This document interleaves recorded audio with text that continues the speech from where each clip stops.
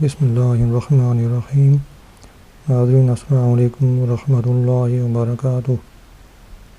درس بخاری کا سلسلہ جاری و ساری ہے۔ حدیث نمبر 16 کی تشریح مکمل ہو چکی تھی۔ آج شروع کرتے ہیں حدیث نمبر 17۔ ابو ادریس عائض اللہ بن عبداللہ نے بیان کیا کہ عبادہ بن صامت جو بدر میں موجود تھے اور وہ لیلۃ العقبہ کے نقباء میں سے ہیں، نے کہا کہ جناب رسول اللہ صلی اللہ علیہ وسلم نے فرمایا جب کہ آپ کے گرد صحابہ کرام کی ایک جماعت تھی کہ اس شرط پر میری بیعت کرو کہ اللہ کے سوا کسی کو شریک نہ کرو گے، نہ چوری کرو گے، نہ زنا کرو گے،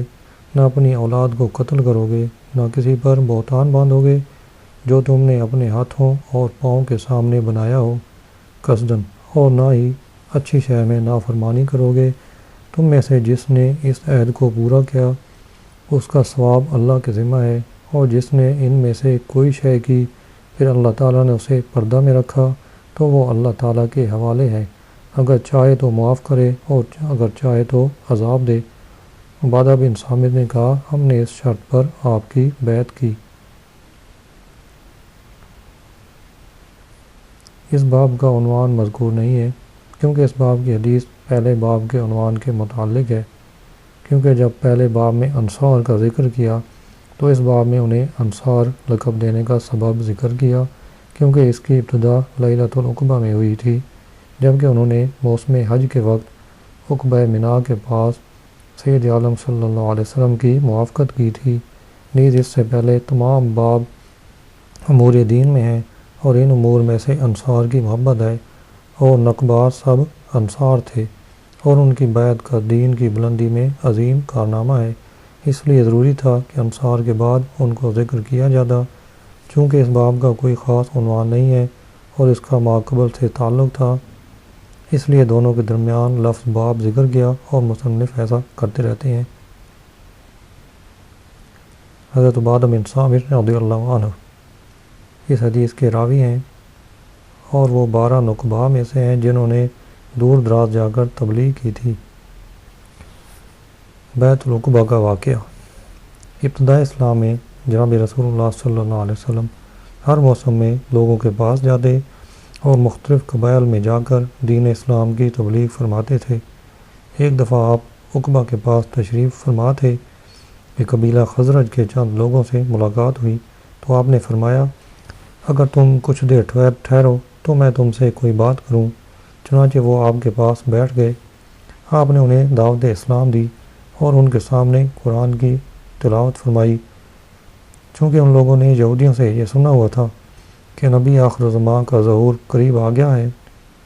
تو انہوں نے ایک دوسرے سے کہا بخدا یہ وہی نبی ہیں جو یہودی کہتے تھے، ایسا نہ ہو کہ تم سے پہلے یہودی ان پر ایمان لے آئیں اور ہم سے سبقت لے جائیں۔ چنانچہ انہوں نے آپ کی بات تسلیم کر لی اور مسلمان ہو گئے۔ جب وہ اپنے گھروں کو واپس گئے اور انہوں نے اپنی قوم سے آپ صلی اللہ علیہ وسلم کا ذکر کیا تو ان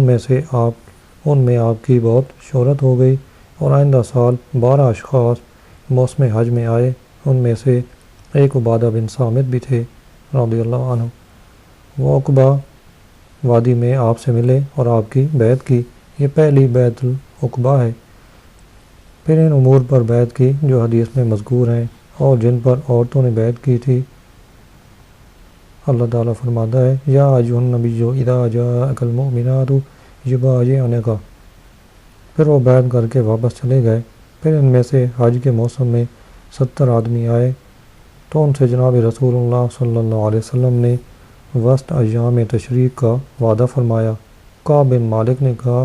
جب وہ رات آئی جس کا آپ نے وعدہ فرمایا تھا تو ہم شروع رات میں سو گئے۔ جب لوگ گہری نیند سو رہے تھے تو ہم اپنے بستروں سے اٹھے حتیٰ کہ وادی عقبہ میں اکٹھے ہو گئے۔ پھر ہمارے پاس جناب رسول اللہ صلی اللہ علیہ وسلم اپنے چچا عباس رضی اللہ عنہ کے ہمراہ تشریف لائے اور کوئی دوسرا آدمی آپ کے ساتھ نہ تھا۔ حضرت عباس نے کہا اے قبیلہ خزرج والو، محمد مصطفیٰ صلی اللہ علیہ وسلم ہم سے ہیں، تم یہ جانتے ہی ہو، اور آپ اپنی قوم میں بلند و بالا ہیں۔ آپ تمہاری طرف زیادہ رغبت کرتے ہیں جو تم نے آپ سے وعدہ کیا ہے، اگر تم وہ وعدہ پورا کرنے والے ہو تو وہ تمہارے ذمہ ہے، ورنہ آپ کو اپنی قوم میں ہی رہنے دو۔ پھر جناب رسول اللہ صلی اللہ علیہ وسلم نے ان سے کلام کیا اور لوگوں کو دعوت اسلام دی اور انہیں اسلام کی طرف رغبت دلائی اور قرآن پاک کی تلاوت کی۔ یہ سن کر ہم نے آپ کی دعوت قبول کر لی اور آپ کی بیعت کرنے کے لیے عرض کیا، یا رسول اللہ صلی اللہ علیہ وسلم، آپ دست اقدس بڑھائیں، ہم آپ کی بیعت کرتے ہیں۔ جناب رسول اللہ صلی اللہ علیہ وسلم نے فرمایا، تم اپنی قوم سے 12 نقیب نکالو۔ ہم نے ہر گروہ سے ایک نقیب نکالا اور حضرت عبادہ بن صامت رضی اللہ عنہ بنی عوف کے نقیب تھے، اور آپ سب نے آپ صلی اللہ علیہ وسلم کی بیعت کر لی۔ اس کا نام بیعت عقبہ ثانیہ ہے۔ ایک تیسری بیعت اور ہے جو بہت مشہور ہے، وہ بیعت رضوان ہے، جو حدیبیہ میں درخت کے نیچے لی گئی تھی جب کہ آپ صلی اللہ علیہ وسلم مدینہ منورہ سے مکہ مکرمہ کی طرف متوجہ ہوئے تھے۔ یہ بیعت رضوان ہے جو ہجرت کے بعد واقع ہوئی، اور پہلی دونوں ہجرت سے پہلے ہوئی تھیں، اور تیسری بیعت رضوان میں بھی حضرت عبادہ شریک ہوئے تھے۔ اس طرح انہیں تینوں بیعتوں کا شرف حاصل ہے۔ نقبہ سے مراد نقبۂ انصار ہے، جو جناب رسول اللہ صلی اللہ علیہ وسلم کی نصرت و امداد کے لیے لیلۃ العقبہ میں آئے اور آپ عقبہ میں بیعت کی۔ وہ 12 اشخاص تھے، ان کے نام یہ ہیں: اسد بن زرارہ، عوف بن حارث، معاذ، ذکوان بن عبد قیس، رافع بن مالک، عبادہ بن صامت، عباس بن عبادہ، یزید بن ثعلبہ، عقبہ بن عامر، قطبہ بن عامر۔ یہ 10 نقبہ قبیلہ خزرج سے ہیں، اور قبیلہ اوس سے ابو الحیثم بن تیہان، غیم بن سعا ہیں۔ اس حدیث کے آخری حصہ سے معلوم ہوتا ہے کہ اللہ تعالیٰ پر گناہ گار کو عذاب دینا واجب نہیں، لہذا نیک لوگوں کو ثواب دینا بھی اللہ پر واجب نہیں ہے، اور فَهُوَ إِلَى اللَّهِ کا معنی یہ ہے کہ اس کا ثواب و عتاب اللہ کے حوالے ہے، چاہے تو ثواب دے اور چاہے تو عذاب دے۔ معلوم ہوا کہ بڑے بڑے گناہ گار اگر توبہ کے بغیر مر جائیں تو اول مرتبہ میں انہیں جنت میں داخل کرنا یا عذاب دینا، پھر جنت میں داخل کرنا اللہ کے حوالے ہے۔ اس حدیث میں معتزلہ کے مذہب کی تردید پائی جاتی ہے، جو کہتے ہیں کہ صاحب کبیرہ یعنی کبیرہ گناہ کرنے والا جب توبہ کے بغیر مر جائے تو اللہ اسے معاف نہیں کرے گا اور وہ ہمیشہ دوزخ میں رہے گا۔ نیز اس حدیث میں خوارج کی بھی تردید ہے،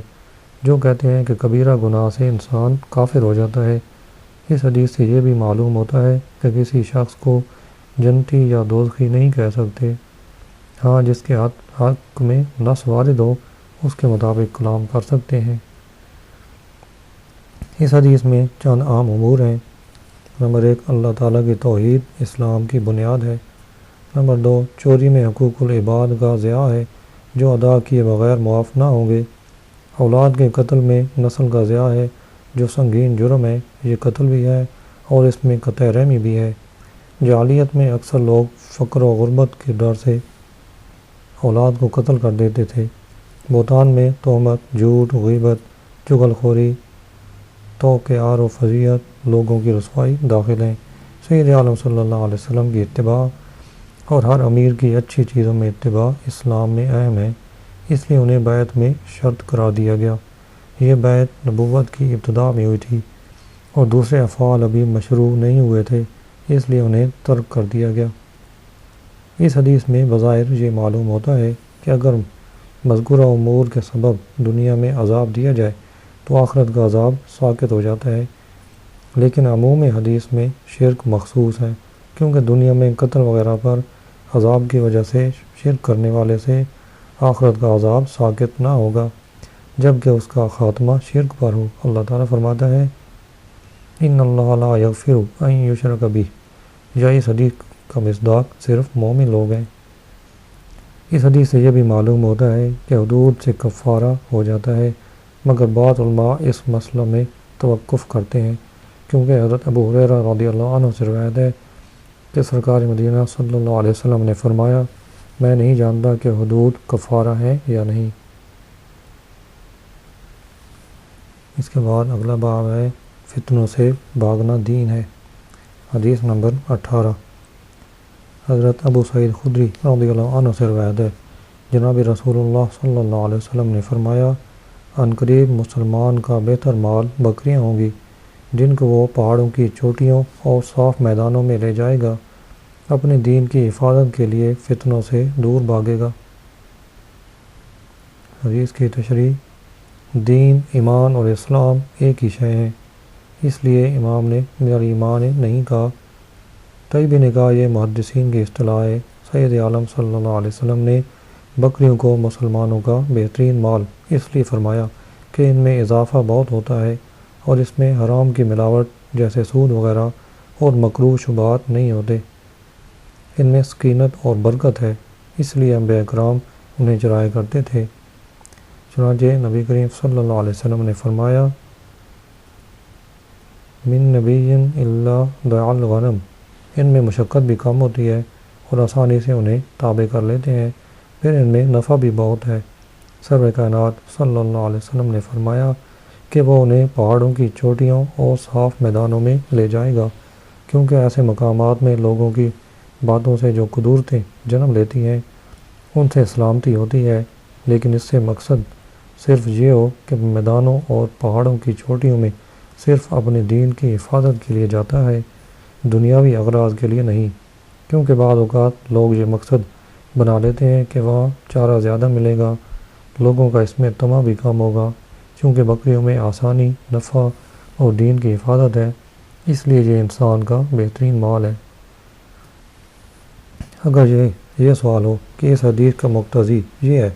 کہ انسان کا عزلت اور تنہائی اختیار کرنا بہتر ہے، حالانکہ سرور کائنات صلی اللہ علیہ وسلم نے فرمایا ہے کہ محلہ کے لوگوں سے مل جل کر رہنا چاہیے تاکہ نماز باجماعت پڑھی جائے اور عوام الناس سے اختلاط رکھا جائے تاکہ جمعہ اور عید پڑھ سکے، اور دور دراز کے لوگوں سے اختلاف ہو تاکہ عرفات میں وقوف ہو۔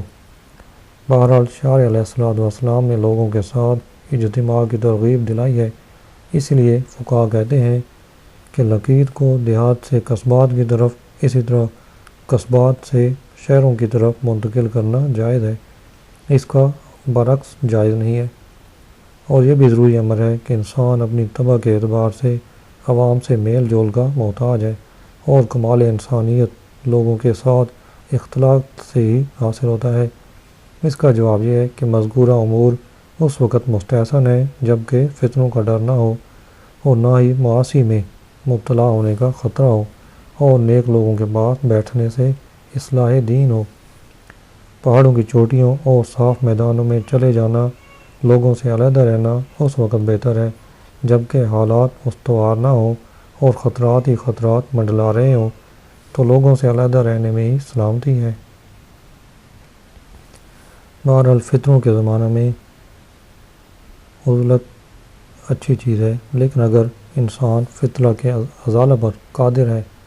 تو اسے اس کے ازالہ میں کوشش کرنی چاہیے، اور حالات اور امکانی امور کے پیش نظر کبھی خطرات کا زائل کرنا ضروری ہوتا ہے اور کبھی نہیں بھی ہوتا۔ اور جب فتنوں کا دور نہ ہو تو تنہائی اختیار کرنے میں علماء کے مختلف اقوال ہیں۔ اکثر علماء اور امام شافعی رحمۃ اللہ علیہ کے نزدیک لوگوں سے اختلاط افضل ہے، کیونکہ اس میں فوائد بہت ہیں، شعائر اسلام ادا ہوتے ہیں، مسلمانوں کا اجتماع سے دبدبہ زیادہ ہوتا ہے، بیماروں کی عیادت کر سکتے ہیں، جنازوں کا اہتمام ہو سکتا ہے، افشاء اسلام، امر بالمعروف اور نہی عن المنکر ہوتی ہے، اور نیکی اور تقوی میں ایک دوسرے کی مدد بھی ہوتی ہے، محتاج کی مدد ہوتی ہے۔ یہ ایسے امور ہیں جو عزلت اور تنہائی میں نہیں کر سکتے۔ بعض علماء تنہائی کو افضل سمجھتے ہیں کیونکہ اس میں دین و ایمان کی سلامتی ہے، لیکن شرط یہ ہے کہ عبادات کے طریقے جانتا ہو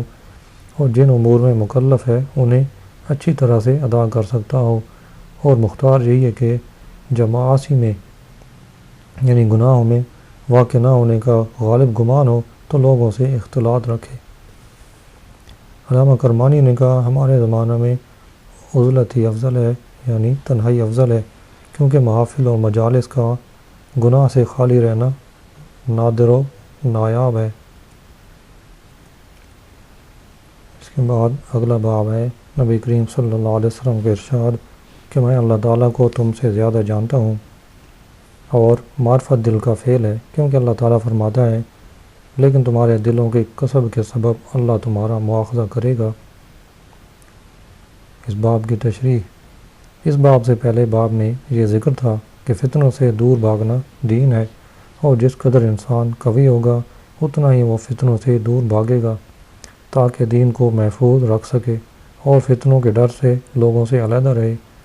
اور جس قدر دین میں قوی ہوگا اتنی ہی اسے اللہ کی معرفت قوی ہوگی۔ اور اس باب میں یہ بیان ہوگا کہ تمام لوگوں سے زیادہ اللہ کی معرفت جناب رسول اللہ صلی اللہ علیہ وسلم کو حاصل ہے، لہذا آپ کا دین سب سے قوی تر ہے۔ اب دیکھنا یہ ہے کہ یہ کتاب الایمان ہے، اس باب کے عنوان کو ایمان سے کیا تعلق ہے؟ حدیث کو تو اس سے کچھ تعلق نہیں اور نہ ہی اس پر دلالت ہے۔ تیسری بات یہ ہے کہ اللہ تعالیٰ کے ارشاد وَلَٰكِن يُؤَاخِذُكُم بِمَا كَسَبَتْ قُلُوبُكُم کی جہاں کیا مناسبت ہے، اس کا ایمان سے کچھ تعلق نہیں اور نہ ہی اس کا باب سے تعلق ہے، لہذا مقام کی تفسیر یہ ہے کہ اللہ تعالیٰ کی معرفت اور اس کی ذات کا علم ایمان ہے۔ اس طرح یہ کتاب الایمان میں داخل ہے، اور اس میں کرامیہ کا رد ہے، کیونکہ وہ کہتے ہیں کہ ایمان صرف زبانی اقرار ہے۔ ان کے خیال میں منافق ظاہر میں مومن ہے اور باطن میں کافر ہے، لہذا اس کا حکم دنیا میں مومنوں کا حکم ہے اور آخرت میں کافروں کا حکم۔ امام بخاری نے ان کے رد کی طرف اشارہ کیا کہ ایمان فعل قلب ہے، اور مذکورہ حدیث اس کی دلیل ہے۔ دوسری صورت کی تفصیل یہ ہے کہ جب حضرات صحابہ کرام رضی اللہ عنہم کا یہ خیال ہوا کہ ان کے اعمال جناب رسول اللہ صلی اللہ علیہ وسلم کے اعمال سے زیادہ ہو جائیں، تو جناب رسول اللہ صلی اللہ علیہ وسلم نے فرمایا تم یہ ہرگز نہیں کر سکتے، کیونکہ میں تم سب سے زیادہ عالم ہوں اور علم فعل قلب ہے، لہذا میرے اعمال تمہارے اعمال سے زیادہ ہیں۔ اس طرح معرفت جو فعل قلب ہے کا ما قبل سے تعلق ظاہر ہے۔ تیسری وجہ کی تحقیق یہ ہے کہ امام بخاری نے آیت کریمہ سے یہ استدلال کیا ہے کہ صرف زبانی ایمان کافی نہیں، بلکہ اس کے ساتھ عقیدہ بھی ہونا ضروری ہے، اور یہ ظاہر بات ہے کہ اعتقاد فعل قلب ہے، لہذا ان المعرفت فعل القلب سے اس کا تعلق ظاہر ہے۔ آیت کریمہ کا ورود اگرچہ قسم کے بارے میں ہے، لیکن اس کا دار مدار بھی فعل قلب پر ہے، لہذا یہ ہمارے استدلال کے لیے مضر نہیں۔ اس عنوان سے امام بخاری نے دو امور کی وضاحت کی ہے، ایک کرامیہ کی تردید جو پہلے بیان ہو چکی، اور دوسرے یہ کہ ایمان کم و بیش ہوتا ہے، کیونکہ سرور کائنات صلی اللہ علیہ وسلم کا یہ ارشاد کہ میں تم سب سے زیادہ عالم ہوں، اس کی اس بات پر واضح دلالت ہے کہ اللہ کی معرفت میں لوگ متفاوت ہیں، اور آپ صلی اللہ علیہ وسلم سب سے زیادہ عالم ہیں، لہذا ایمان زیادتی اور نقصان کا قابل ہے۔ علم اور معرفت میں فرق یہ ہے کہ معرفت میں جزیات کا ادراک ہوتا ہے، جبکہ علم میں کلیات کا ادراک ہوتا ہے، نیز معرفت میں بصیر کا ادراک ہوتا ہے اور علم میں مرکبات کا۔ اس مقام میں ایک ضروری قابل غور بات یہ ہے کہ امام بخاری رحمۃ اللہ علیہ نے کہا کہ جناب رسول اللہ صلی اللہ علیہ وسلم کے اعمال تمام لوگوں کے اعمال سے زیادہ ہیں، کیونکہ آپ ساری کائنات سے زیادہ عالم ہیں، لہذا یہ کہنا کہ نبی امتی سے علم میں ممتاز ہوتے ہیں، راہ عمل اس میں امتی نبی کے مساوی ہو جاتے ہیں بلکہ بڑھ بھی جاتے ہیں۔ قرآن کریم کی اس آیت کی صراحتاً خلاف ہے، کیونکہ امتی کے اعمال کو نبی کے اعمال سے کچھ مناسبت نہیں، چہ جائے کہ نبی کے مساوی ہوں۔ اس آیت کریمہ میں اس بات کی دلیل ہے کہ قلوب کے افعال جب مستقر ہوں تو ان پر مواخذہ ہوگا، جیسا کہ جمہور علماء کہتے ہیں، اور سید عالم صلی اللہ علیہ وسلم کا یہ ارشاد کہ اللہ تعالیٰ نے میری امت سے وہ امور درگزر کر دیے ہیں جو ان کے دلوں میں پیدا ہوں، جبکہ وہ ان سے کلام نہ کریں یا ان پر عمل نہ کریں، غیر مستقر افعال پر محمول ہے، کیونکہ جو شے دل میں مستقر نہ ہو وہ آئے اور جائے، اس میں انسان مکلف نہیں، لہذا مواخذہ بھی نہ ہوگا۔ اگر کوئی شے دل میں آئے اور دل میں جم جائے تو مواخذہ ہوگا، معلوم ہوا کہ مستقر اور غیر مستقر کے احکام جداگانہ ہیں۔ اس سے معلوم ہوا کہ کیمرہ سے فوٹو کو آئینہ کی تصویر پر قیاس نہیں کر سکتے، کیونکہ آئینہ میں تصویر غیر مستقر ہوتی ہے، وہ تصویر کے حکم سے خارج ہے، اور کیمرہ کا فوٹو مستقر ہے، وہ تصویر ہے، لہذا وہ تصویر ہے اور حرام ہے۔ سید عالم صلی اللہ علیہ وسلم نے مصورین پر لعنت فرمائی ہے، اور فقہاء کرام نے مصور لہو کو بھی اس لعنت میں داخل کیا ہے، کیونکہ وہ مصور کا معاون اور مبن ہے، مدد کرنے والا ہے، اور اس کے فوٹو لینے کا سبب ہے۔ حضرت ابن عباس رضی اللہ عنہ نے فرمایا، اگر تو نے ضرور تصویر کھینچ کر فروخت کرنی ہے تو غیر ذی روح کی تصویریں بنا کر اپنا کاروبار جاری رکھو۔ حدیث نمبر ہے 19۔ ام المومنین حضرت عائشہ صدیقہ رضی اللہ عنہ سے روایت ہے کہ انہوں نے کہا کہ جب رسول اللہ صلی اللہ علیہ وسلم لوگوں کو حکم دیتے تو ایسے اعمال کا حکم دیتے جن کی وہ طاقت رکھتے ہوں۔ صحابہ کرام نے عرض کیا، یا رسول اللہ صلی اللہ علیہ وسلم، ہم تو آپ کی مثل نہیں ہیں، اللہ تعالیٰ نے آپ کے پہلے اور پچھلے سب گناہ معاف کر دیے ہیں۔ سید عالم صلی اللہ علیہ وسلم غصہ سے بھر گئے، حتیٰ کہ غصہ کا اثر آپ کے چہرے انور پر ظاہر ہونے لگا۔ پھر فرمایا، میں تم سب سے زیادہ پرہیزگار اور اللہ کو جاننے والا ہوں۔ حدیث کی تشریح،